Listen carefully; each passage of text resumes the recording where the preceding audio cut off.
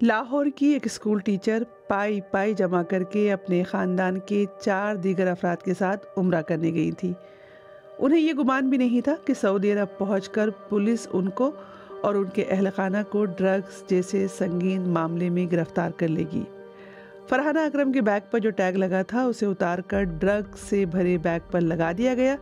یہ پلان کامیاب تو نہیں ہو سکا، لیکن فرحانہ اور ان کے خاندان والے جس ذہنی اذیت سے گزرے وہ صرف وہی جان سکتے ہیں۔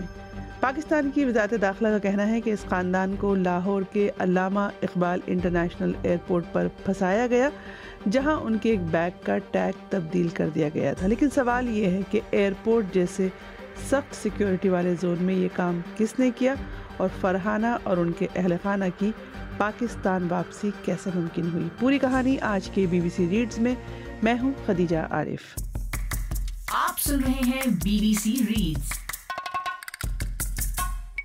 جب 23 دسمبر کو فرحانہ اپنے خاندان کے 4 افراد کے ساتھ ہنسی خوشی عمرے پر جانے کی غرض سے لاہور ایئرپورٹ پہنچی تو ان کو یہ لگ رہا تھا کہ آخر کار ان کی دلی مراد پوری ہو گئی۔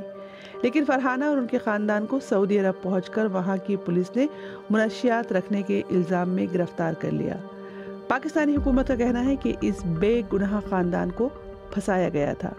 اینٹی نارکوٹک فورس ANF کی کوششوں سے خاندان کے 5 افراد اب پاکستان واپس آ گئے ہیں، جبکہ اس خاندان کو پھنسانے والے انٹرنیشنل ڈرگ گینگ کے 9 ملزمان گرفتار کر لیے گئے ہیں۔ جن افراد کو گرفتار کیا گیا ہے ان کے بارے میں حکومت کا کیا کہنا ہے، اور فرحانہ اور ان کے خاندان والوں کے ساتھ پیش آنے والا پورا معاملہ ہے کیا؟ لاہور کے رہائشی ملک محمد سہیل شہزاد بتاتے ہیں کہ عمرے کی ادائیگی کے لیے سعودی عرب جانے والوں میں ان کی اہلیہ فرحانہ اور ان کے علاوہ ان کی بہن 75 سالہ بہنوئی اور خاندان کے دیگر 2 لوگ شامل تھے۔ سہیل شہزاد نے 5 افراد کو 23 دسمبر کی شام 5 بجے سے تھوڑا پہلے لاہور کے علامہ اقبال ایئرپورٹ پر الوداع کیا تھا۔ ان کی لگ بھگ 6 بجے کی فلائٹ تھی۔ یہ تمام لوگ پہلے جدہ پہنچے اور پھر اس کے بعد عمرے کی ادائیگی کے لیے مکہ گئے۔ اس دوران تاریخ تبدیل ہو کر 24 دسمبر ہو گئی تھی۔ وہ بتاتے ہیں کہ مکہ میں عمرے کی ادائیگی کے بعد ان کی اہلیہ بہنوئی اور اہلیہ کی بہن کی طبیعت خراب ہو گئی۔ ان کی اہلیہ تو بہتر ہو گئی، مگر ان کے ہمزلف اور سالی زیادہ تر ہوٹل کے کمرے میں ہی رہے۔ 30 دسمبر کو فرحانہ مکہ میں خانہ کعبہ گئی ہوئی تھی۔ سہیل بتاتے ہیں کہ جب ان کی اہلیہ واپس ہوٹل پہنچی تو وہاں سعودی عرب کے پولیس اہلکار پہلے سے موجود تھے اور کمرے میں موجود فرحانہ کی بہن اور بہنوئی سے تفتیش کر چکے تھے۔ سہیل کا کہنا ہے کہ پولیس والوں کے پاس ایک بیگ تھا۔ ان کی اہلیہ سے کہا گیا کہ اس بیگ کی شناخت کرے۔ فرحانہ نے کہا کہ اس بیگ سے ان کا کوئی تعلق نہیں ہے، لیکن پولیس نے کہا کہ اس بیگ پر تو ان کے نام کا ٹیگ لگا ہوا ہے۔ بس اس کے بعد سعودی پولیس ان 5 کو پولیس اسٹیشن لے گئی۔ سہیل مزید بتاتے ہیں کہ ان کی اہلیہ کو پولیس جدہ لے گئی، جہاں پر انہیں 24 گھنٹے رکھا گیا اور اس دوران ان کو ہتھکڑیاں لگائی گئیں اور بیڑیاں بھی پہنائی گئیں۔ ان کے بقول 2-3 روز تک تھانے میں رکھنے کے بعد ان لوگوں کو عدالت میں پیش کیا گیا۔ خواتین کو مکہ میں خواتین کی جیل، جبکہ مردوں کو جدہ کی ایک جیل میں بھیج دیا گیا۔ اب یہ بات کہ بیگ پر فرحانہ کے نام کا ٹیگ کیسے لگا، اور اگر ٹیگ کو تبدیل کیا تو کیسے، کب اور کس نے؟ پاکستان میں اس واقعے کی اطلاع ملتے ہی ANF کی ایک ٹیم نے اس بارے میں انویسٹیگیشن شروع کر دی اور شواہد جمع کیے۔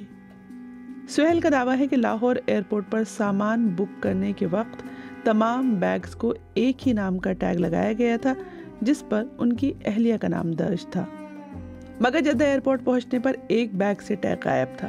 لیکن اس کے باوجود ان کی اہلیہ نے بغیر ٹیگ والا اپنا بیگ اٹھایا اور چلی گئی۔ سہیل کہتے ہیں کہ پاکستانی حکام کی جانب سے انہیں یہ اطلاع دی گئی تھی کہ ان کے اہل خانہ کو سعودی عرب میں گرفتار کر لیا گیا ہے۔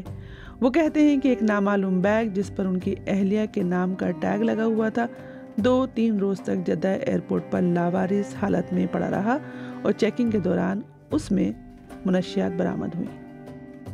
بیگ ان کا نہیں تھا، مگر اس پر وہ ٹیگ لگایا گیا تھا جو ان کے بیگ سے غائب ہوا تھا۔ سہیل شہزاد کے مطابق اپنے خاندان کی گرفتاری کی اطلاع ملنے کے بعد انہوں نے ایئرپورٹ انتظامیہ اور ANF سے رابطہ کیا۔ اس کیس کی انویسٹیگیشن سے منسلک ANF کے ایک افسر نے BBC کو بتایا کہ اس واقعے کے بارے میں سعودی حکام نے بھی باضابطہ طور پر پاکستان کو اطلاع دی تھی۔ یہ واقعہ بڑا عجیب تھا، ٹیگ تبدیل کرنا خوفناک تھا، اس سے کچھ بھی ہو سکتا تھا۔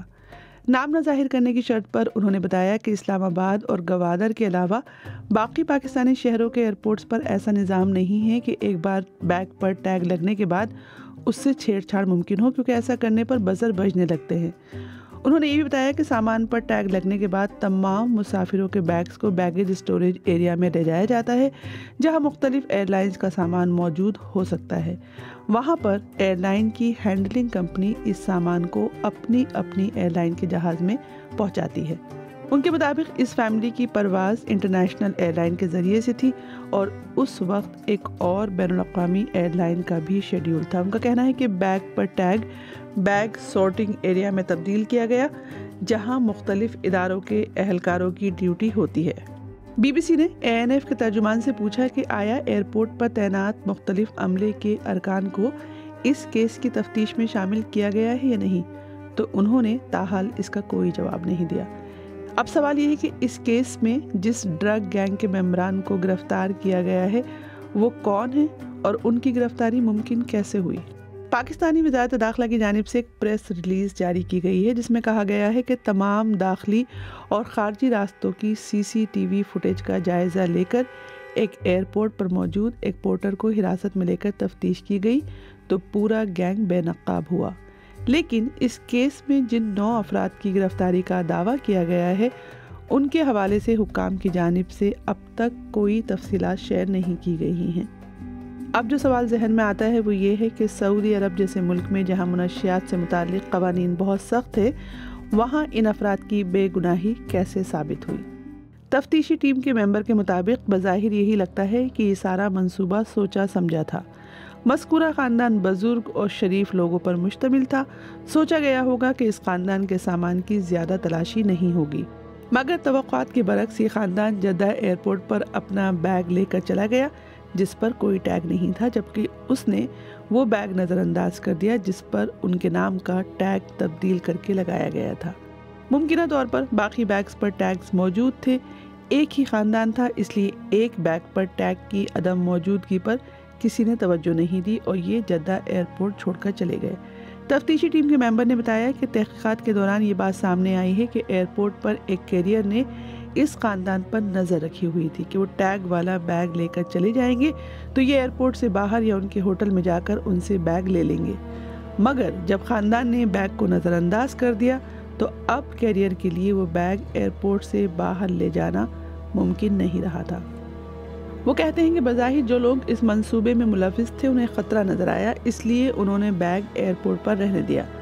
جب اس لاوارث بیگ کی تلاشی لی گئی تو اس میں منشیات برآمد ہوئی، یوں اس بیگ پر ٹیگ دیکھ کر خاندان کو ہوٹل سے گرفتار کیا گیا تھا۔ 2 فروری کو وفاقی وزیر داخلہ محسن نقوی نے لاہور میں متاثرہ خاندان کے گھر پہنچ کر انہیں رہائی پر مبارکباد پیش کرتے ہوئے کہا کہ خاندان نے جو تکلیف برداشت کی ہے اس کو الفاظ میں بیان کرنا ممکن نہیں ہے۔ ANF نے دن رات محنت کر کے انٹرنیشنل گینگ کا سراغ لگایا اور اصل ملزمان کو گرفتار کیا۔ اس موقع پر انہوں نے سعودی حکومت کا بھی شکریہ ادا کیا جنہوں نے سارے معاملے میں مکمل ساتھ دیا اور بے گناہی کا ثبوت ملتے ہی خاندان کو رہا کر دیا۔ یاد رہے کہ سعودی عرب میں منشیات اسمگلنگ سے متعلق قوانین انتہائی سخت ہے اور اس پر قید اور سزائے موت جیسی سزائیں ملنا عام ہیں۔ جسٹس پروجیکٹ آف پاکستان کے مطابق اس وقت سعودی عرب کی جیلوں میں سب سے زیادہ پاکستانی شہری قید ہیں، جن کی اکثریت منشیات کے کیسز میں یا تو قید کاٹ رہی ہے یا سزائے موت کا انتظار کر رہی ہے۔ خبر رساں ادارے AFP کی ایک رپورٹ کے مطابق 2024 کے دوران سعودی عرب میں 100 سے زیادہ غیر ملکیوں کو سزائے موت دی گئی، جن میں سے سب سے زیادہ تعداد پاکستانیوں کی تھی۔ جسٹس پروجیکٹ آف پاکستان کی سربراہ سارہ بلال کا کہنا ہے کہ پاکستان کی وزارت داخلہ اور تفتیشی ادارے مبارکباد کے مستحق ہیں جنہوں نے بے گناہ پاکستانی خاندان کو موت کے منہ سے بچایا اور ان کو رہائی دلائی ہے، مگر وہ کہتی ہیں کہ یہ ضروری ہے کہ یہ کوششیں ایک کیس تک محدود نہ رہیں، کیونکہ اس وقت بھی کئی پاکستانی شہری سعودی جیلوں میں موجود اپنی بے گناہی کا دعویٰ کر رہے ہیں۔ BBC Reads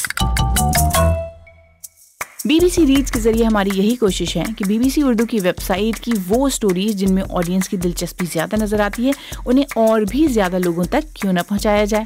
تو ہم پڑھیں اور آپ سنیے اور اپنے دوستوں اور ساتھیوں کو بھی سنائیے.